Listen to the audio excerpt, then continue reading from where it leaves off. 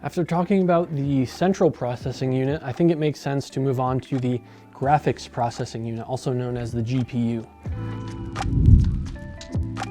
Since the CPU does all the processing and calculations for central processes like programs and applications, the GPU accelerates the calculations that are made for graphics, which are output to a display device like the monitors behind me. Most models of CPUs will have a graphics processor built directly into them.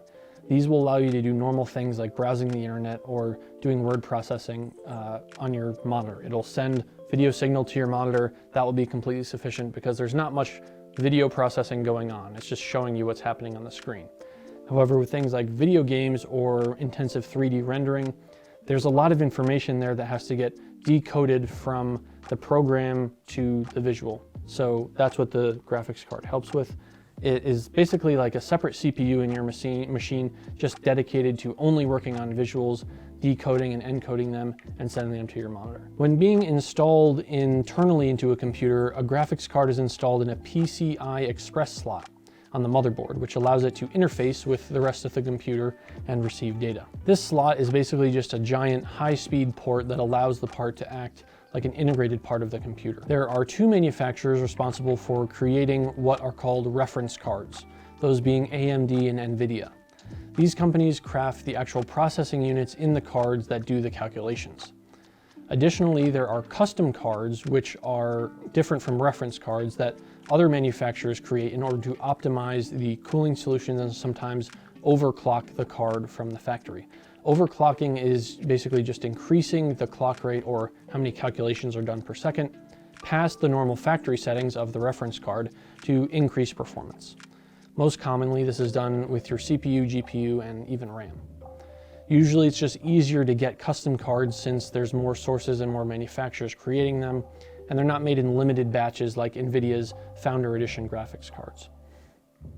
I, throughout my career of owning PCs, have only owned custom cards, which I think is pretty common. This is my first GPU, the AMD RX 580.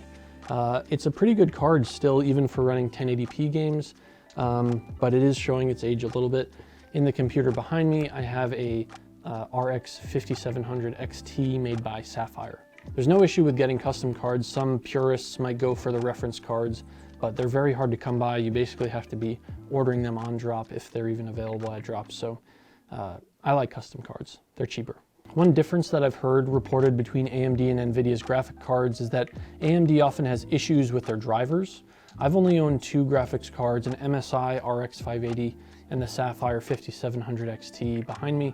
I would say that the RX 580 had much less frequent updates required for drivers than the 5700 XT, but I've never found drivers to be much of an issue. Usually if I'm encountering an unusually high amount of graphics problems, I check for a driver update and install it. It takes like 5 minutes and it fixes the problem. I've never used an NVIDIA card for a long time. I've never actually used one for gaming, so I don't really have a good benchmark for issues on their end. We did install, you can see the box behind me right here.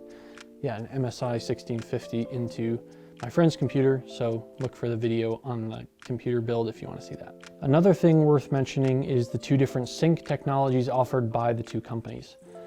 So NVIDIA uses G-Sync and AMD uses FreeSync. There's also a third type of sync called V-Sync, which vertically synchronizes each frame sent to the monitor, which will reduce tearing and make the graphics appear smoother. FreeSync and G-Sync both build on V-Sync, offering further display to hardware synchronization and image enhancement programs. Both of these technologies are built into monitors, and finding ones that have this support are more expensive.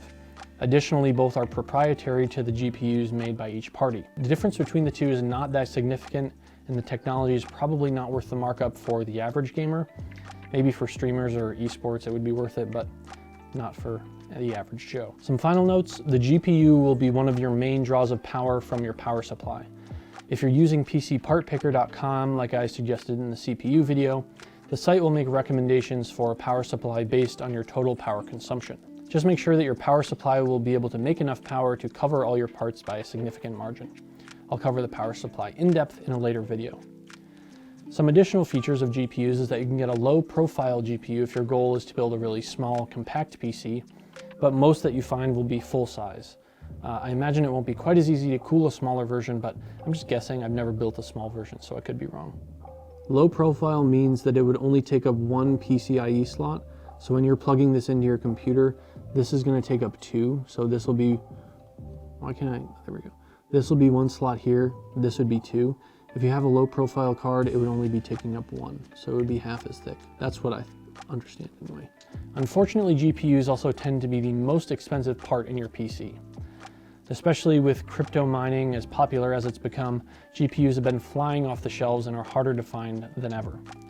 I think this trend has been easing since I got that GPU straight from the manufacturer with no problem whatsoever, but it's a fairly mid-spec GPU. I'm not sure about the high-end ones. Hopefully things are starting to make a little bit more sense now. We're just adding pieces to the puzzle here. Check out the rest of the videos in this series if you want to keep learning about components and how to build a PC from start to finish. Thanks so much for watching this video. Let me know what you thought in the comments below and subscribe to the channel if you'd like to see more videos like this. See you in the next video.